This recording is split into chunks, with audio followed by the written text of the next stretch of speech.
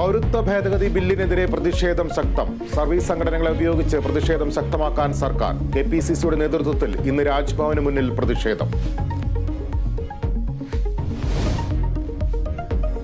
സംസ്ഥാനത്ത് പ്രചരണ ചൂട് ഉയരുന്നു. വേദികളിൽ CAA വിഷയം സജീവമാക്കി നേതാക്കൾ.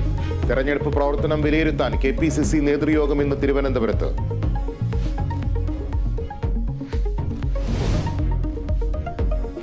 കടമെടുപ്പ് പരിധി വെട്ടിക്കുറച്ച കേന്ദ്ര തീരുമാനത്തിനെതിരായ കേരളത്തിന്റെ ഹർജി സുപ്രീം കോടതി ഇന്ന് പരിഗണിക്കും. സംസ്ഥാനത്തിന് അടിയന്തര രക്ഷാ പാക്കേജ് വേണമെന്ന് കോടതി. രക്ഷാ പാക്കേജിൽ എത്ര തുക വരെ അനുവദിക്കാമെന്ന് കേന്ദ്രം കോടതിയെ അറിയിക്കും. കേന്ദ്രത്തിന്റെ ഭാരത് റൈസിന് ബദലായി കെ-റൈസ് എത്തി. കേരള സർക്കാരിന്റെ കെ-റൈസ് വിൽപ്പന ഇന്നു മുതൽ. ജയ അരി കിലോയ്ക്ക് 29 രൂപയ്ക്കും കുറുവയും മട്ടയും 30 രൂപയ്ക്കും ലഭ്യമാക്കും. ഉദ്ഘാടനം മുഖ്യമന്ത്രി നിർവഹിക്കും.